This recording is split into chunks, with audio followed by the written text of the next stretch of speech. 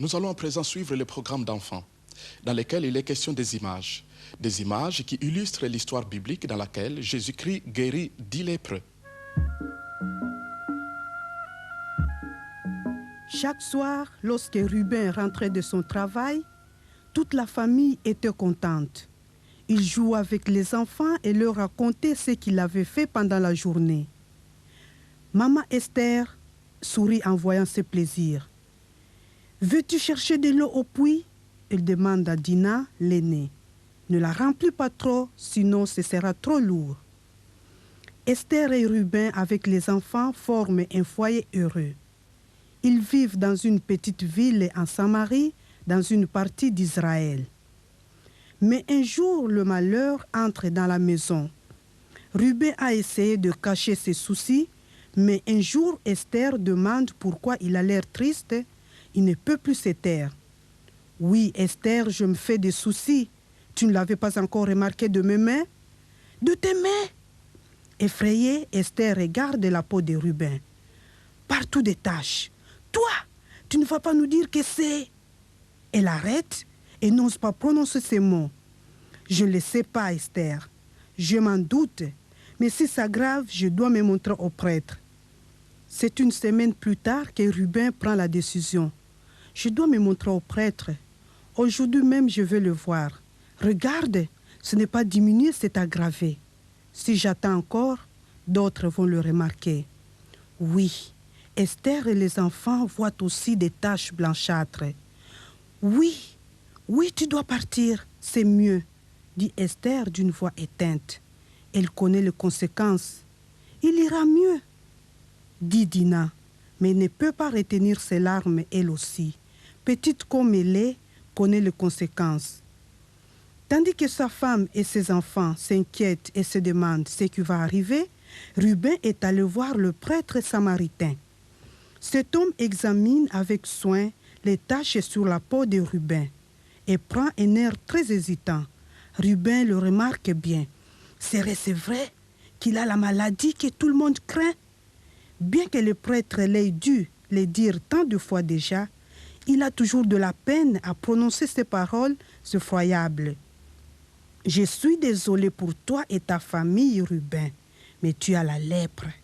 Tu sais ce que ça veut dire? »« Je le sais, » murmure Ruben entre ses dents. Il en avait déjà tenu compte, et pourtant ces paroles le bouleversent. À partir d'aujourd'hui, sa vie changera complètement.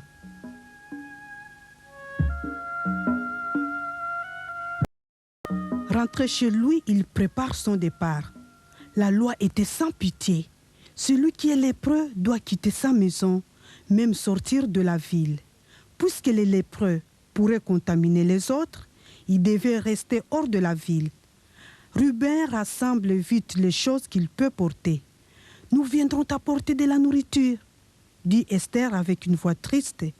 Ruben dit « Oui, ça c'est bien. J'espère que tu peux gagner un peu d'argent, Esther. »« Ça ira, » dit-elle courageusement. « Les enfants peuvent déjà aider. » Ruben décide de ne pas traîner le départ. Il prend bonne note de l'environnement. Il ne retournera plus jamais ici.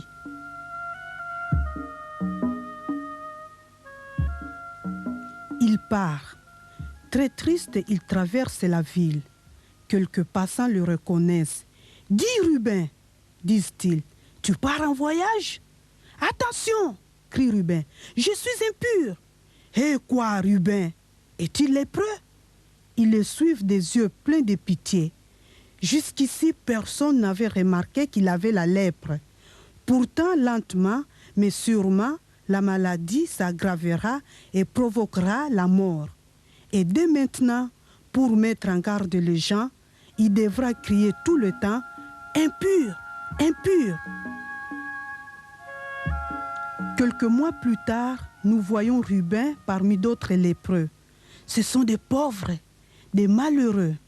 Ils ont dû quitter leur village et ville et doivent mendier pour survivre. Ils sont 10. Les autres 9 sont des Juifs. Ruben est samaritain. D'habitude, les Juifs ne s'occupent pas des Samaritains. Ils étaient des ennemis Mais maintenant, comme lépreux, ils sont tous égaux, tous malades.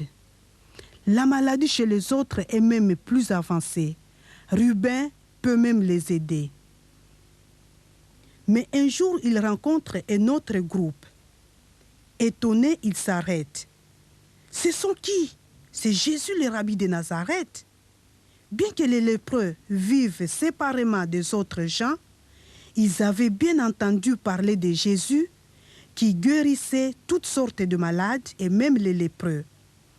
Ils ne peuvent pas trop s'approcher. Ils ne peuvent pas mettre en danger Jésus et les autres. C'est pourquoi ils s'arrêtent à quelque distance et ils crient « Jésus, Rabbi, aie pitié de nous !» Les groupes qui s'approchent s'arrêtent. Plein de compassion, Jésus les regarde. « Ces hommes ont de la foi en moi », pense-t-il. « Ils croient vraiment que je peux les guérir. » « Allez voir le prêtre, dit Jésus alors, et il vous déclarera pur. Les 10 lépreux entrent dans le village en courant. Serait-ce vrai que le prêtre les déclarera purs? Mais alors les taches sur leur peau devront être disparues d'abord. Inquiets, certains se regardent eux-mêmes. Qu'est-ce qu'il y a? Les taches et les plaies, ils ne les voient plus. Et les autres n'en voient pas non plus. Ils sont guéris? C'est difficile à croire, mais c'est vrai, la peau est saine. Bientôt le prêtre dira qu'ils pourront rentrer chez eux, près de leur famille. Agités, ils se mettent à courir. Ils brûlent d'apprendre par le prêtre le plus tôt possible ces paroles magnifiques. Mais une personne n'est pas si pressée, c'est Ruben. Il est guéri aussi. Mais il s'est rappelé qu'il est samaritain et pas un juif. Est-ce que ces mots sont aussi pour lui?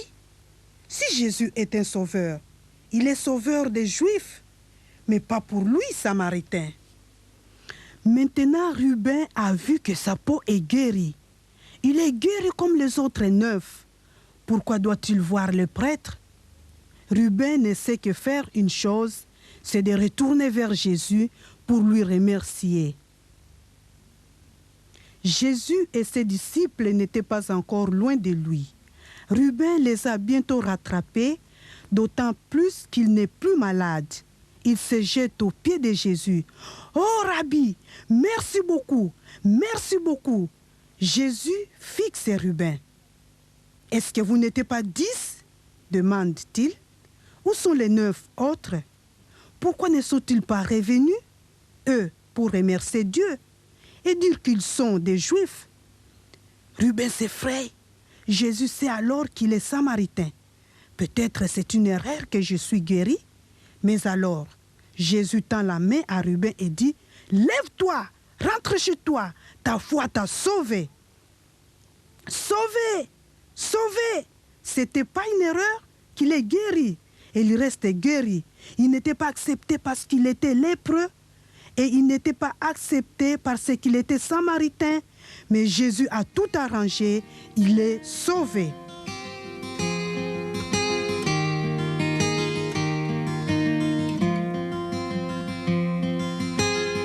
Quelques jours après, Ruben se retrouve dans sa propre ville. Esther et les enfants n'en croient pas leurs yeux. « Je suis guéri !» crie Ruben, déjà d'une distance. « Jésus m'a guéri !» Sa rentrée à la maison est une fête. Il n'avait pas osé espérer le revoir un jour et voilà, en parfaite santé. Tout redevient comme autrefois dans la petite maison en Samarie.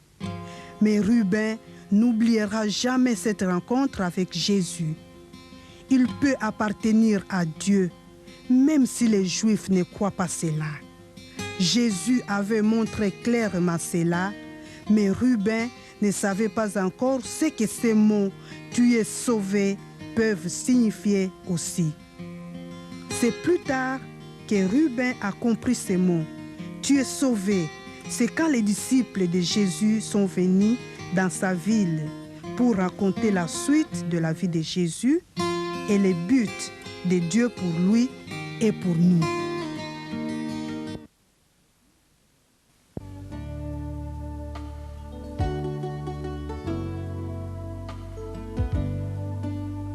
J'ai 10 sacs de grains avec moi, messieurs, de la Syrie. Voyons, mon ami. Alors, ça fait 3 cycles d'argent le sac. En tout, 30 cycles. N'est-ce pas un peu trop? Demandent les grenetiers. Mais le fonctionnaire des douanes est implacable. C'est le prix. 30 cycles, pas moins, pas un sou. Nous sommes à la frontière d'Israël. Des négociants et des voyageurs attendent devant le bureau de contribution. Chacun doit payer les péages selon ses bagages. C'est ainsi que les Romains l'ont constitué et ils sont les maîtres dans le pays. Ils ont construit de bonnes routes pendant les années passées, mais quand on prend une de ces routes, il faut bien payer le péage. Zachée est le patron des fonctionnaires de contribution à la ville et frontières Jéricho. Il perçoit les péages des voyageurs qui passent et il les verse aux Romains. Mais il doit gagner un peu d'argent lui-même aussi. Et c'est pour cela qu'il compte un prix plus élevé que nécessaire. Et souvent, Zachée a demandé des prix plus élevés que nécessaire. Et tellement élevé qu'il en est devenu très riche. Il est riche en argent, mais il manque d'amis. Est-ce que Zachée en serait-il heureux? Quand on se fie aux apparences, on ne s'aperçoit de rien chez lui. Mais dans son cœur, il est tourmenté de foi. « Hé, laissez-moi passer. Je veux voir aussi. » « Quoi? Zachée? Tu n'as rien à faire ici. Tu penses que le maître se soucie des gens comme toi? Va autre part, » brusquent les assistants. Zachée est de petite taille et il n'arrive pas à atteindre la foule.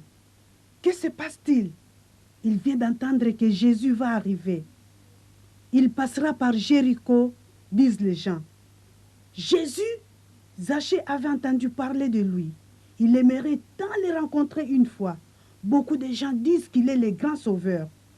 Zachée avait fermé son bureau et il avait suivi les gens pour essayer de voir Jésus. Mais pas question, les gens l'écartent de leur coude. Ainsi, il ne verra rien de Jésus. Il doit trouver autre chose. Ah oui, il le sait déjà. Un moment après, Zachée se retrouve dans un figuier à l'abri. Il avait couru en avant et sans se soucier des autres gens, il avait grimpé sur un arbre au bord de la route. Hé, laissez les gens se pousser et s'écarter, je suis au premier rang. Je vois tout et personne ne me voit. Tant mieux. Au loin, on voit déjà arriver le groupe.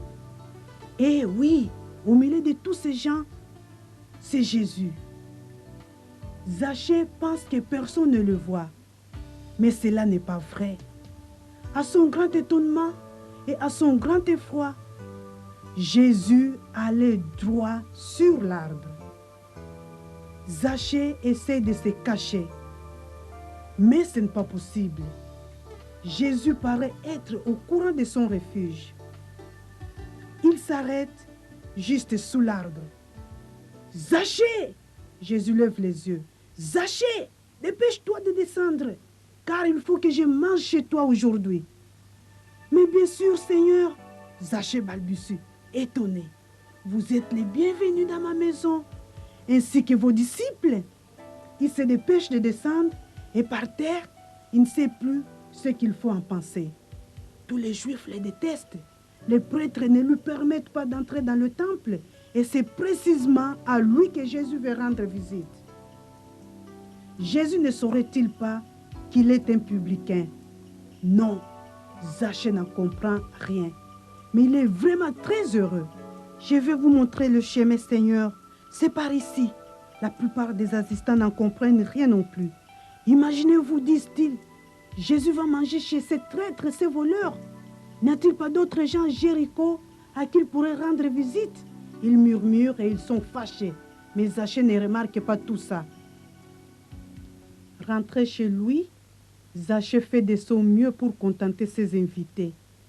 Il a fait servir un repas délicieux et ses yeux pétillent de joie.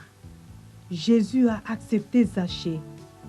Zachée a bien compris cela.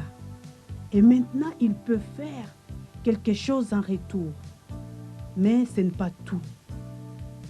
Il va recommencer sa vie. Sa décision est prise. « Maître, dit-il, je voudrais vous dire quelque chose. Tout le monde écoute. Je vais donner la moitié de mes biens aux pauvres et tout ce que j'ai demandé en surplus, je vais les rendre 4 fois autant. Jésus sourit. D'accord, Zachée, dit-il. Aujourd'hui, le salut est entré dans cette maison. Et je suis venu pour ça, pour chercher et sauver ceux qui sont perdus. Oui, les publicains ont leur place aussi. Les disciples le savaient déjà. Un d'eux, Lévi, avait été un publicain lui-même. Il avait aussi tout quitté pour suivre Jésus. En plus, il pensait que Jésus serait roi et qu'il serait ses collaborateurs. Alors, il recevrait tout largement en retour. Mais cela allait prendre encore quelque temps avant qu'il ne commence le royaume de Jésus. Pour expliquer cela, Jésus raconte une histoire. Il s'agit d'argent aussi. Zachée pourra bien le comprendre. Il y avait un homme, Jésus commence, qui devrait partir en voyage dans un pays éloigné pour un certain temps. Il était un homme d'une famille noble, en possession de beaucoup de biens. Avant son départ, il appela ses 3 serviteurs. « Vous savez que je vais partir pour l'étranger. Je serai nommé roi là-bas et je vais revenir ensuite. Mais cela peut prendre un certain temps et je regretterai que personne ne fasse rien de tout l'argent que je possède. C'est pour cela que j'ai décidé de vous remettre une partie de mon argent. Voilà une pièce d'or pour chacun de vous. Faites du commerce avec, et à mon retour, je verrai ce que vous en aurez fait. » 2 des serviteurs dépensaient leur argent en achetant toutes sortes de marchandises. À leur tour, ils essayaient de les revendre à d'autres pour une somme plus élevée. Mais un des serviteurs était paresseux. Il commençait à grogner. « Imaginez-vous, je pourrais perdre l'argent de mon maître ou ne pas faire de bénéfices. Qu'en dira mon Seigneur alors ?» Il enveloppait l'argent dans un morceau de pain et creusant un trou dans la terre où il cacha l'argent. Alors personne ne pourrait le trouver. Longtemps après, le maître des serviteurs revenait. Les choses s'étaient passées comme il les avait annoncées. Il était devenu roi. Cela se voyait au son habit somptueux. Dès qu'il était rentré, il appela ses serviteurs. « J'aimerais voir ce que vous avez fait de mon argent, disait-il. Le premier serviteur s'est présenté. « Seigneur, j'ai gagné 10 pièces d'or et moi 5 fois autant, Seigneur, » disait le deuxième serviteur, en mettant des pièces d'or sur la table. Le roi souriait. « Je suis très content. Vous avez montré ce que vous valez. Pour cela, je vous nommerai gouverneur. Toi, tu régneras sur 10 villes et toi, tu régneras sur 5 villes. » Qui suis? Le troisième serviteur s'avance timidement. C'est celui qui avait caché l'argent. « Voilà votre argent, Seigneur, car je savais que vous êtes un homme dur et que vous attendez plus de moi que je ne peux accomplir. C'est pour cela que j'ai caché l'argent. Alors, je vous le rends. » Le visage du maître s'assombrit. « Serviteur mauvais et paresseux, tu aurais pu placer mon argent à la banque. Si tu ne voulais rien y faire, j'aurais pu retirer mon bien avec l'intérêt. Des serviteurs comme toi, cela ne sert à rien. » L'histoire est finie. Chacun a écouté attentivement. Mais est-ce que chacun l'a comprise aussi? Peut-être que Zachée et les autres disciples ne l'auront vraiment compris qu'après le retour de Jésus au ciel. Alors, ils auront pu comprendre que l'homme noble, c'était lui et que les serviteurs, c'était eux. Et tant que Jésus n'était pas encore retourné chez eux, ils feraient de leur mieux pour ressembler à ces 2 premiers serviteurs. Nous savons cela à cause de ce que la Bible nous raconte sur toutes les aventures des disciples de Jésus.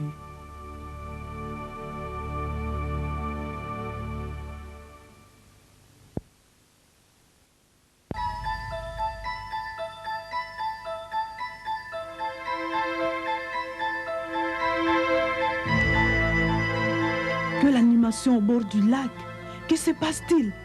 Un accident peut-être? Les gens s'effrayent un chemin pour pouvoir regarder. Là, regarde, dans cette barque, quelqu'un adresse la parole au peuple. Ah, naturellement, c'est Jésus, le rabbin de Nazareth. Partout où il vient, on court pour l'écouter. Ce n'est pas étonnant qu'il ait choisi une barque. Les gens pourraient le pousser dans l'eau, tellement ils sont curieux. Maintenant, Jésus peut leur parler tranquillement, étant assis dans la barque. C'est la barque de Pierre. Il est un des meilleurs amis de Jésus. Pierre est pêcheur de métier, comme quelques autres disciples. Pierre est vraiment un peu fier que Jésus a choisi précisément sa barque. Tout le monde écoute attentivement. En effet, ce rabbin peut raconter, on le sait déjà. Au champ, un peu plus loin au bord du lac, un paysan sème son champ. Il y a beaucoup de travail à cette époque de l'année. Tant de travail que le paysan n'a même pas le temps pour écouter Jésus. Jésus l'a vu déjà récemment. Regardez ce paysan, dit-il. Voyez-vous comment il sème? Les gens savent bien comment ça s'est fait. Les paysans jettent d'un sac les grains de blé sur les champs. Mais fais attention, dit Jésus. Que se passe-t-il avec tous ces grains? Pas tous les grains arrivent à destination. Loin de là, il y a beaucoup de sentiers entre les champs. La terre de ces sentiers est dure et beaucoup de pieds l'ont foulée. Qu'est-ce qui se passe avec les grains qui tombent sur les sentiers? Ils restent sur le sol, les oiseaux les mangent. Ils en profitent, rien ne sera sauvé. Le sol est de mauvaise qualité, c'est dommage. Au champ, il y a aussi des endroits où la terre est meilleure. Les grains qui tombent dans cette terre s'ouvrent. Après quelque temps, une très petite pousse cherche son chemin vers la lumière et une très petite racine cherche de l'eau. Quelques semaines après, il y a vraiment des jeunes plantes au champ. Elles lèvent aussitôt, mais qu'est-ce que c'est? Tout à coup, les petites plantes penchent leur tête. Elles sont desséchées en un instant dans l'ardeur du soleil. Leurs racines ne pouvaient pas pénétrer dans le sol pour avoir de l'eau. La couche de terre n'était que très mince. Il y avait des pierres là-dessous. Quel dommage! Cette terre aussi ne vaut rien pour y faire pousser quelque chose. Les gens écoutent de toutes leurs oreilles. Ils connaissaient les problèmes du paysan, quoique la plupart soient des pêcheurs. Mais pourquoi est-ce que Jésus raconte cette parabole? Elle est belle, mais ils ne comprennent pas l'intention. L'histoire continue. Naturellement, il y a au champ aussi de meilleures terres, avec peu de pierres, sans sentier et avec une profondeur suffisante. Quelques semaines après les semailles, la semence est bien levée. Les petites plantes poussent très vite. Mais regardez, qu'est-ce que c'est là? Parmi les plantes, aussi des jeunes épis? Non, pas du tout. Ce sont des mauvaises herbes. Et ces mauvaises herbes poussent aussi, même plus vite que les grains. Ce sont des épines, peut-être belles, mais elles envahissent le champ et étouffent la semence. Donc, là aussi, la semence ne donne pas de fruits. Avant que le nouveau grain de blé puisse mûrir dans les épis, il meurt. N'y a-t-il pas aucune partie de bonne terre au champ? Heureusement, oui, il y a une partie de bonne terre. Là, la semence a poussé. Pas de terre foulée, pas d'endroit pierreux peu profond, pas de mauvaises herbes, seulement de la bonne terre. Tout va bien. Les épis viennent. Les nouveaux grains dans les épis commencent à mûrir. Et enfin, ils donnent du fruit. Des grains magnifiques. Ainsi, un grain semé au début de la saison des pluies donne bien 100 nouveaux grains. Et ça, c'était ce que le paysan voulait, dit Jésus. Il a semé la semence afin qu'elle donne beaucoup de fruits. Tous les autres grains ont manqué leur but parce que la terre dans laquelle ils sont tombés n'était pas la bonne. Ne l'oubliez pas. Les gens ont écouté avec beaucoup d'attention, mais ils ne comprennent pas tout à fait l'intention de l'histoire. Quand les gens sont rentrés chez eux, Jésus va à un endroit tranquille pour en parler encore avec les disciples. « Oui, Seigneur, commence l'un d'eux. Nous ne comprenons pas encore très bien ce que vous voulez dire avec cette histoire du semeur. Pourriez-vous nous l'expliquer encore une fois? Je le ferai, Jésus dit. Écoutez bien. Ces semeurs dont j'ai parlé, c'est moi. Et la semence qu'il a répandue, c'est la parole de Dieu que je raconte aux gens. Beaucoup de gens ne l'accueillent pas bien.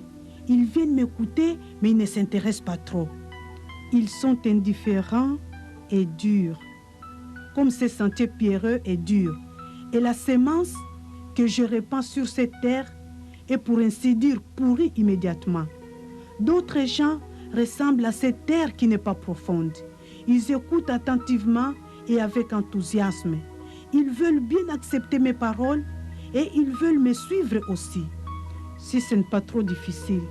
Mais dès que viennent les difficultés, ils abandonnent tout. C'est parce qu'ils ne laissent pas entrer mes paroles profondément dans leur cœur.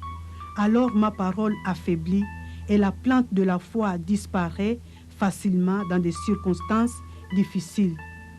Il y a d'autres aussi qui acceptent la parole de Dieu.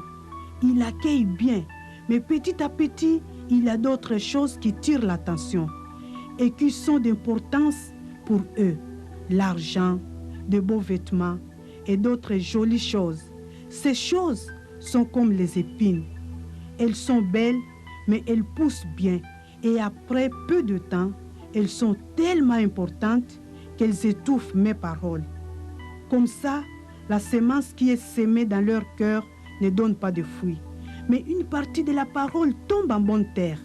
Ce sont les gens qui croient à ce que j'ai dit et qui agissent conformément à mes paroles aussi.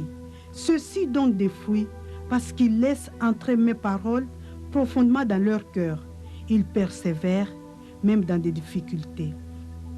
Ces gens passent mes paroles à d'autres aussi. Et ainsi, un grain peut donner 100 autres grains. Voyez, dit Jésus, vous êtes de tels gens. Vous allez comprendre les choses de Dieu, car vos cœurs sont réceptifs. Vous êtes comme la bonne terre, et par vous mes paroles seront répandues sur toute la terre.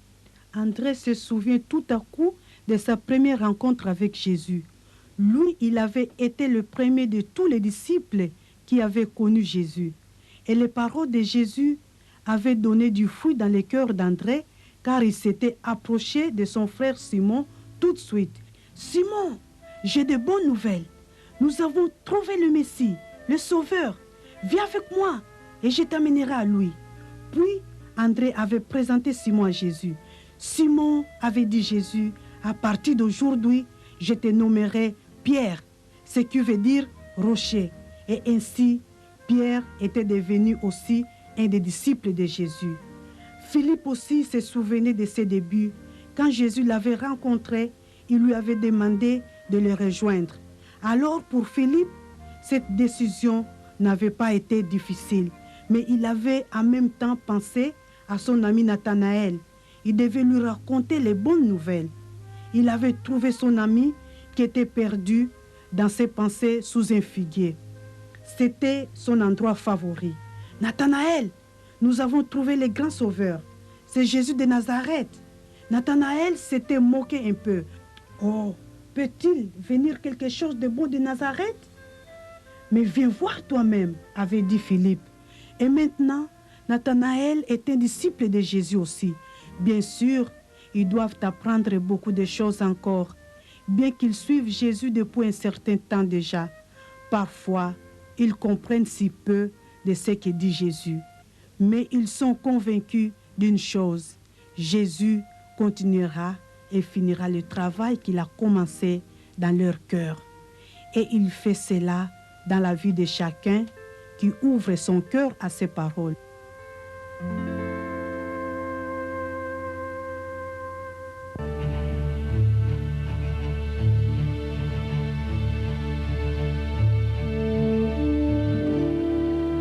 Sans cesse, le jeune homme se pose cette question. Parfois, il est entièrement pris par son travail. Il est dans une position intéressante. Il a une très belle maison et il a beaucoup de gens qui travaillent pour lui. On peut dire librement qu'il est riche. Mais toujours il se pose cette même question. Dieu, serait-il content de moi? Dois-je faire encore plus pour gagner la vie éternelle? Mais quoi?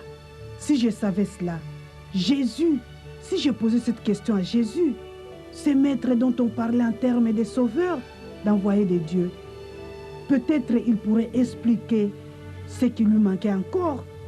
Il a de la chance, car Jésus est tout près. Peut-être que je peux attirer l'attention de Jésus pour un moment. Et alors il se trouve devant Jésus. Et il n'hésite pas à poser la question qu'il occupe depuis tant de temps. Bon maître, que dois-je faire de bon pour avoir la vie éternelle? Plein d'attente, le jeune homme lève les yeux vers Jésus.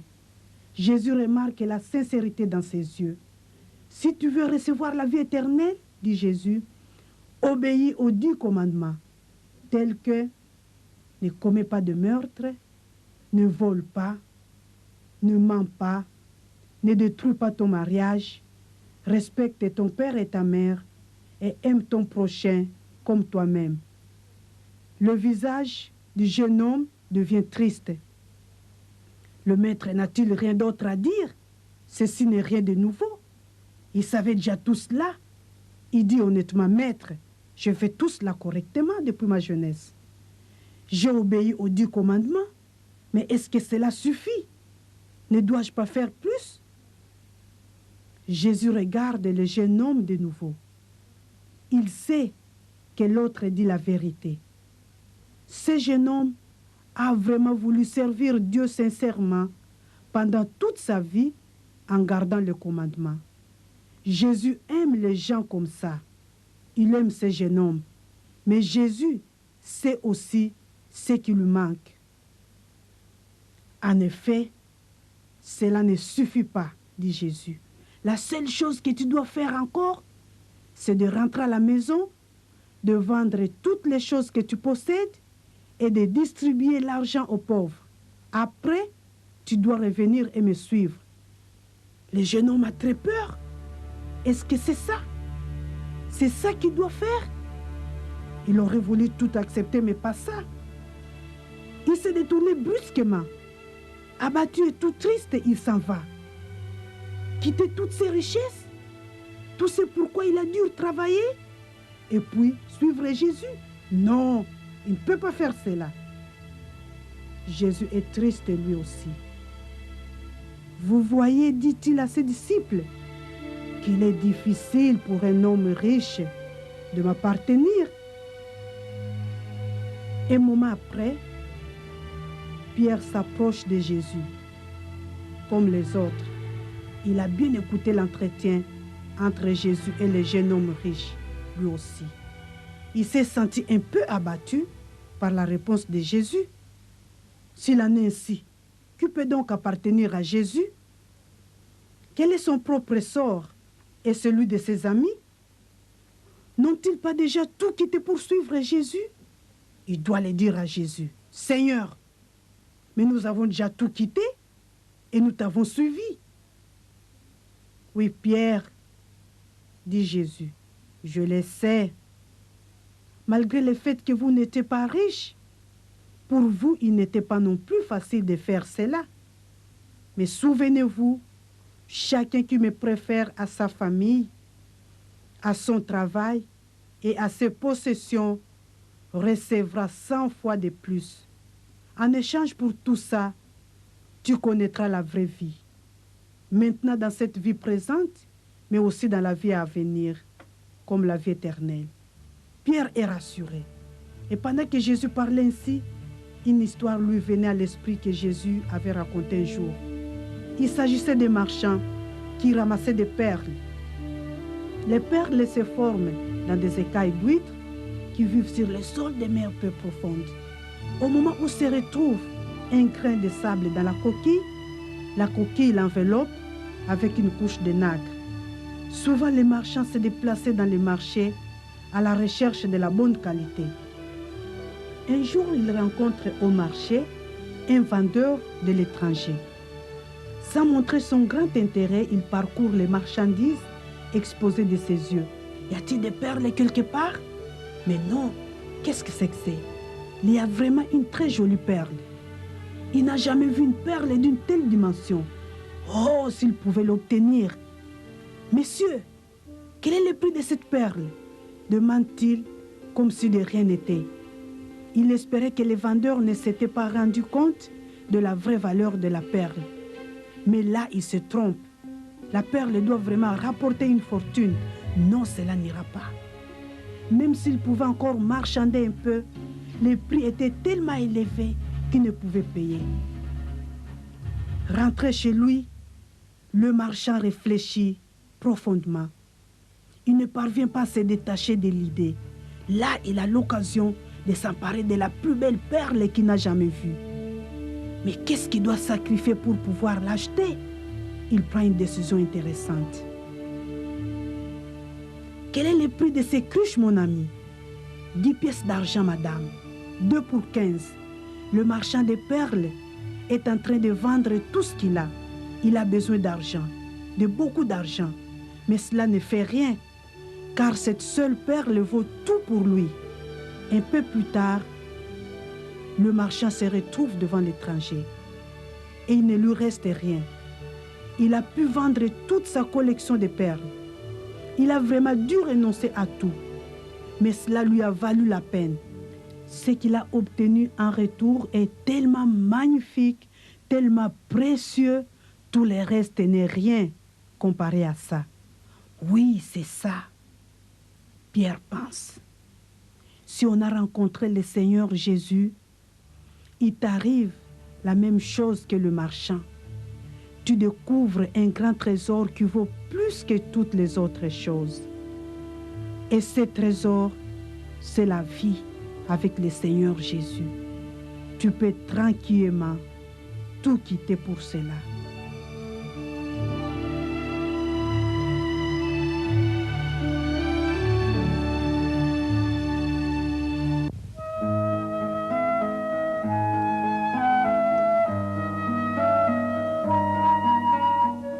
Marie, ils peuvent arriver dans un instant. Peut-être que tu peux commencer par mettre l'eau près de la porte. Et si les invités peuvent se laver les pieds, moi je continue à préparer le dîner. Il y a tant de choses à faire. Marthe et Marie se mettent en 4. Elles attendent des visiteurs. Et quels visiteurs? Pas les premiers venus. C'est Jésus qui sera leur invité avec ses disciples. Marthe et Marie s'en réjouissent. Jésus leur a rendu visite plus souvent déjà. Et chaque fois, ils se font une fête de revoir Jésus et ses amis. Non, cette fois-ci non plus. Leurs hôtes ne manqueront de rien. Marthe et Marie s'en occupent bien. Oh, voilà les visiteurs. Lazare, le frère de Marthe et de Marie, a accueilli tout le monde à l'entrée. C'est un revoir joyeux. Tout le monde rit et bavarde. Et bien sûr, tout le monde présente déjà d'avance des compliments à Marthe et Marie sur la nourriture. Les odeurs qui viennent de la cuisine révèlent qu'on prépare un repas délicieux. Il n'y a pas une meilleure cuisinière que toi dans le monde, Marthe, plaisante et des visiteurs. Allez voir, dit Marthe, en se retirant dans la cuisine. Mais plus tard, quand elle rentre avec tous les plats, elle est un peu déçue. Je m'en doutais, dit-elle en voyant Marie avec les autres assises aux pieds de Jésus. C'est toujours moi qui dois accomplir tous les travaux de ménage. Et elle n'hésite pas à dire, cela ne te fait-il rien, Seigneur, que Marie me laisse seule pour accomplir tout le travail? Dis-lui donc de m'aider au lieu de gaspiller son temps. Marie sursaute. Que c'est stupide. Elle ne s'en était pas rendue compte. Elle voulait écouter Jésus. Il donnera raison à Marthe sûrement. Mais Jésus ne fait pas cela. Il jette un regard encourageant à Marie. Marthe, Marthe, dit-il, tu t'inquiètes et tu t'agites pour beaucoup de choses qui ne sont pas du tout importantes. En tout cas, Marie a choisi la meilleure part. Les heures consacrées à moi ne sont pas des heures perdues, au contraire. Quelques mois après, Marthe est de nouveau très occupée pour les mêmes hôtes. Mais en ce moment, elle n'est pas jalouse de sa sœur Marie et même pas de son frère Lazare sur qui tous les yeux sont fixés. Car Lazare était malade. Il était si malade que Marthe et Marie avaient eu peur qu'il allait mourir. Ils avaient envoyé un message à Jésus, mais Lazare était déjà mort avant l'arrivée de Jésus. Dès que Marthe avait appris l'arrivée de Jésus, Elle avait tout laissé et accourut à sa rencontre hors du village. Elle s'était jetée à genoux devant lui, plein de chagrin. « Oh Seigneur, si tu avais été ici, Lazare ne serait pas mort. » Jésus lui dit, « Je suis la résurrection et la vie. Marthe, tu crois cela? » « Oui Seigneur, dit Marthe. Je crois que tu es le Fils de Dieu, le Sauveur. » Après, il s'était passé quelque chose de particulier. Jésus était allé au tombeau dans lequel se trouvait le corps de Lazare. Ils avaient enlevé la pierre et Jésus avait crié d'une voix forte, « Lazare, sors de là !» Et Lazare était sorti du tombeau en pleine vie. Et maintenant, il est assis à table, le cœur de Marthe est en pleine joie. Et elle ne s'ennuie pas un moment de courir et de se faire du mal, de servir tous les autres. Elle ne remarque même pas que cette fois-ci, Marie n'aide pas non plus. Oh, la voilà! Marie est tombée à genoux devant Jésus. Mais qu'est-ce qu'elle fait avec cette cruche? Marthe sait avec quelle précaution Marie a toujours traité cette cruche de parfum faite de nard pur. Marie en enlève le bouchon. Toute la maison s'est remplie de l'odeur du parfum. Chacun l'a remarqué. Il regarde tout étonné comment il tourne la cruche et comment il répand l'huile sur les pieds de Jésus. Et pendant que Marie essuie les pieds de Jésus avec ses cheveux, on commence par murmurer par-ci et par-là. Judas, un des élèves, ne peut pas se retenir. « Quel gaspillage !» dit-il à haute voix. « Pourquoi n'a-t-on pas vendu ces parfums 300 pièces d'argent? On aurait pu donner l'argent aux pauvres. » Mais Jésus prend la partie de Marie. Il sait ce que les autres ne savent pas, que Judas va les trahir, et il sait aussi que Judas ne se soucie pas vraiment des pauvres. Judas a souvent volé de l'argent des autres disciples. Il avait même souvent volé de l'argent des pauvres, de l'argent qu'il devait garder. « Laisse-la tranquille, dit-il, et il la regarde pour l'encourager. Les choses qui sont dépensées pour moi sont jamais de gaspillage. » Marthe a tout vu. Elle n'a pas pensé un seul moment en termes de gaspillage. Jésus n'était-il pas dit de tout après tout ce qu'ils avaient reçu de lui? Et ce qu'il avait déjà raconté dernièrement? Jésus avait expliqué de ne pas amasser des richesses, mais de s'enrichir d'une autre manière, d'être riche en Dieu. Il avait même raconté une histoire. Il s'agissait d'un homme qui avait gagné beaucoup d'argent. Chaque année, ces terres lui rapportaient de bonnes récoltes. Les récoltes étaient tellement abondantes qu'il ne savait plus quoi en faire. « Attends, dit-il, je vais construire de plus grands greniers pour tout y amasser. Et puis, je ne dois plus jamais me soucier des choses. Pour le reste de ma vie, je n'ai plus de soucis matériaux. Alors je peux manger, boire, me réjouir. Il n'y a personne qui me gêne. » « Homme insensé, dit Dieu à cet homme, cette nuit même tu cesseras de vivre. Alors pour qui sera tout ce que tu as gardé pour toi? » Marie, elle avait compris. Elle avait donné quelque chose de précieux, quelque chose de soi-même pour honorer Jésus. Cela ne rend pas plus pauvre. Le temps et l'argent dépensés au travail du Seigneur, ce n'est jamais du temps perdu et jamais de l'argent perdu. Au contraire, par cela, tu auras un trésor dans les cieux. Cela te rend vraiment riche. Ce n'est pas une richesse matérielle, ce n'est pas pour un moment. Non, tu seras riche pour toujours.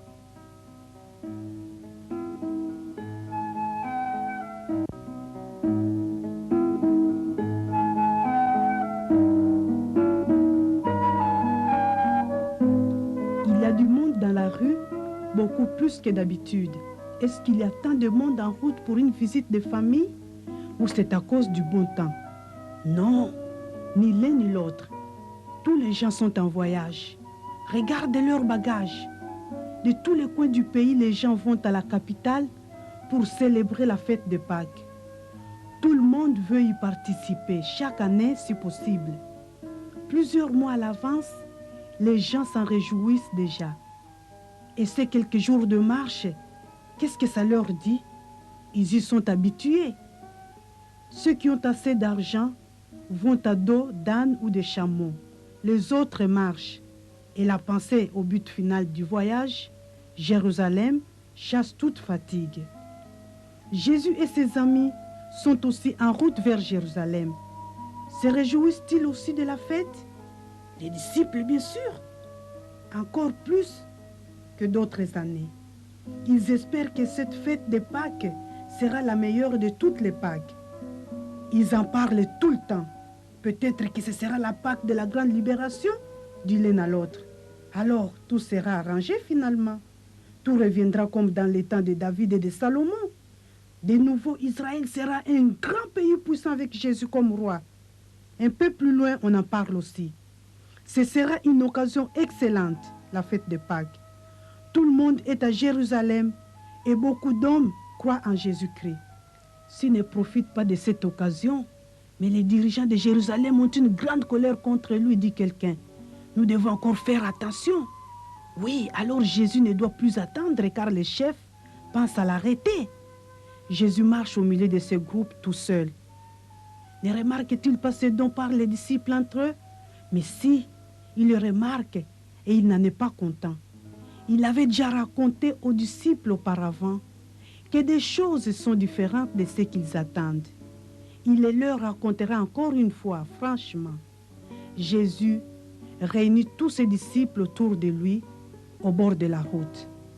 Écoutez mes amis, dit-il, je vous expliquerai tout ce qui se passera à Jérusalem. Je serai arrêté et les dirigeants vont me mettre à mort. Ils se moqueront de moi, ils me frapperont, ils me cloueront sur une croix. Mais après 3 jours, je ressusciterai de la mort. Les disciples n'écoutent que d'une oreille. Ils sont tellement occupés par leurs propres pensées qu'ils ne semblent pas être touchés par les paroles de Jésus. Bien sûr, il y aura des problèmes, ils comprennent bien cela. Mais mourir, ce n'est pas possible. Comment cela arriverait-il au Fils de Dieu, le grand Sauveur? Non, ce sont des pensées trop sombres. Ils ne les comprennent pas. Ils ne veulent pas comprendre. Ils continuent à avoir leurs propres pensées. Parmi les gens qui voyagent à Jérusalem avec Jésus, il y a les 12 disciples.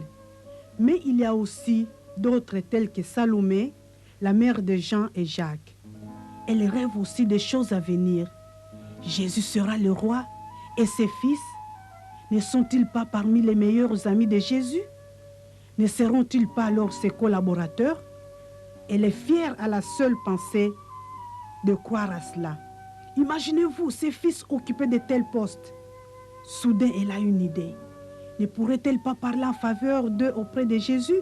Mais bien sûr, elle peut faire cela tranquillement en tant que leur mère. Profitant d'un moment de repos, Salomé se met à genoux devant Jésus et s'adresse à lui en disant, comme s'il était déjà roi, « Seigneur, dites-moi que mes fils seront l'un à votre droite et l'autre à votre gauche au moment où votre royaume sera venu. » Jésus écoute sa question d'un air triste.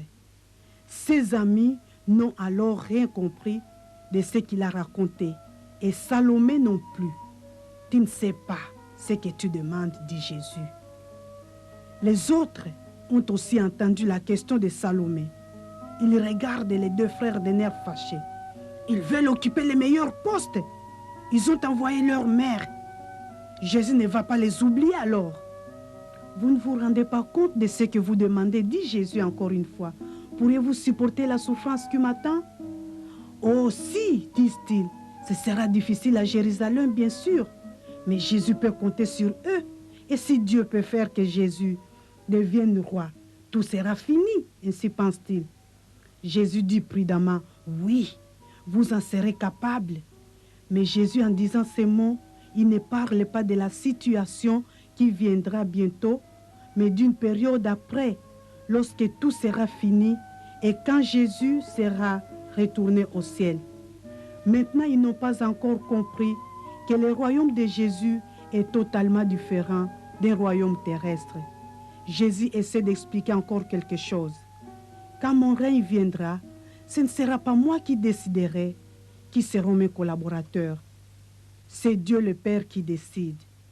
Dans mon royaume, les choses marchent différemment par rapport à celles des royaumes de cette terre. Dans les royaumes de cette terre, celui qui a le pouvoir sur les autres et celui qui donne des ordres est le plus important. Tandis que celui qui veut être le plus important de cette manière sera le plus petit. Moi non plus, je ne suis pas venu dans ce monde pour être servi comme roi par les autres, mais pour servir moi-même et pour donner ma vie pour d'autres. Vous en avez vu assez pour le savoir. Est-ce que les disciples comprennent cela? Non. Quelques jours après, Jésus essaie de leur expliquer encore une fois par un exemple. En traversant avec eux un champ de blé, Jésus prend un grain dans sa main et le leur montre en posant la question. Comment peut-on avoir 100 grains à partir de ces seuls grains? En le semant dans la terre, dit un des élèves immédiatement. Exactement, dit Jésus.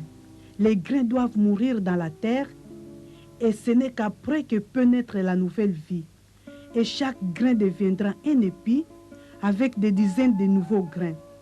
Mais si les grains ne meurent pas dans la terre, rien ne se produit.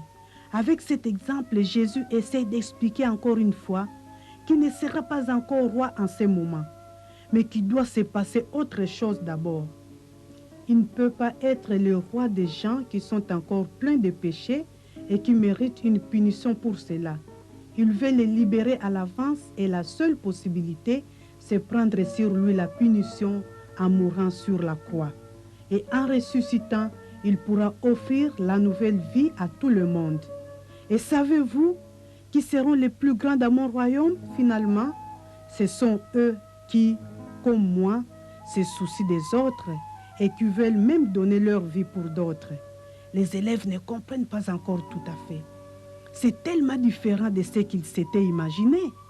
Mais au bout de quelques semaines, la portée des paroles de Jésus leur sera révélée, car tout va se réaliser selon les paroles de Jésus. En ce moment, ils se seraient retournés aux cieux, mais pas sans la promesse de revenir un jour comme roi. Et en ce moment-là, ils auront remarqué que le cours de leur vie sera le même que celui de Jésus, car c'est même Jacques et Jean, qui auraient tant aimé d'avoir des places importantes, auraient été emprisonnés eux-mêmes avec les autres. Vous pourrez supporter ces souffrances, leur avait dit Jésus. Et il avait raison. Quoiqu'ils étaient en prison, ils n'étaient pas tristes ni découragés. Jésus lui-même était avec eux. Il avait souffert plus qu'eux, avec comme but d'aider les autres. Il pouvait entrer dans leurs sentiments. Et en plus, ces souffrances contribueraient d'une manière ou d'une autre au but de Dieu avec ce monde. C'est ce qui se passe toujours quand les gens sont préparés à être des serviteurs de Jésus et à supporter les souffrances que cela provoque. Cela portera toujours de bons fruits.